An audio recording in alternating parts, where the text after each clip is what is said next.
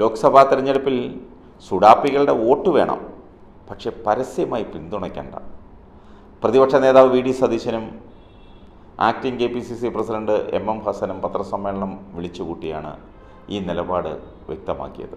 ആർക്ക് വേണമെങ്കിലും വ്യക്തിപരമായി UDFന് വോട്ട് ചെയ്യാം, എന്നാൽ സംഘടന എന്ന നിലയിൽ SDPIയുടെ പിന്തുണ സ്വീകരിക്കാനില്ല. ഭൂരിപക്ഷ ന്യൂനപക്ഷ വർഗീയതകൾ ഒരുപോലെയാണെന്നാണ് സതീശൻ്റെ അഭിപ്രായം. വോട്ടുകൾ ആർക്ക് ചെയ്യണമെന്നുള്ളത് വ്യക്തി സ്വാതന്ത്ര്യമാണ്. എല്ലാ ജനവിഭാഗങ്ങളും UDFന് വോട്ട് ചെയ്യണമെന്നാണ് ആഗ്രഹം. എന്നാൽ സംഘടനകളുടെ കാര്യത്തിൽ അങ്ങനെയല്ല. മലപ്പുറത്തെ ഇടതു സ്ഥാനാർത്ഥിയും എല്ലാവരുടെയും വോട്ട് വേണമെന്നാണ് പറഞ്ഞത്. സ്ഥാനാർത്ഥികൾക്ക് എല്ലാവരുടെയും വോട്ട് വേണം, പക്ഷേ സംഘടന വോട്ട് നൽകുമെന്ന് പറഞ്ഞപ്പോഴാണ് വേണ്ടെന്ന് UDF കൂട്ടായ തീരുമാനമെടുത്തത്.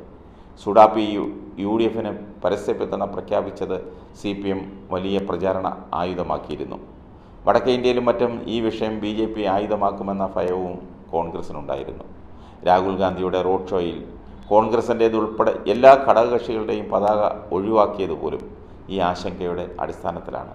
മാത്രമല്ല, കോൺഗ്രസ് പ്രവർത്തകരുടെ ഉൾപ്പെടെ കൊലപാതകത്തിന് സുഡാപ്പിയെ വിമർശിച്ച ഘട്ടത്തിൽ അവരുടെ പിന്തുണ ഒരു കാലത്തും വേണ്ടെന്ന് പ്രതിപക്ഷ നേതാവ് ഉൾപ്പെടെ, അതായത് സതീശൻ ഉൾപ്പെടെ പ്രഖ്യാപിച്ചതുമാണ്.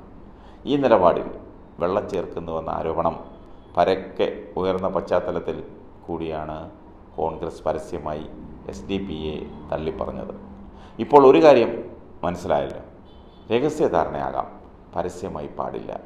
ഇതുതന്നെയാണ് ഇടതുമുന്നണിയും പറയുന്നത്. രഹസ്യ അന്തർധാര, ആ അന്തർധാരയാണ് UDFൻ്റെ ബലം. അതാണ് ഒറ്റയ്ക്കും കൂട്ടായും UDF സ്ഥാനാർത്ഥികൾ വോട്ടുകൾ കച്ചവടം ചെയ്യുന്നത്.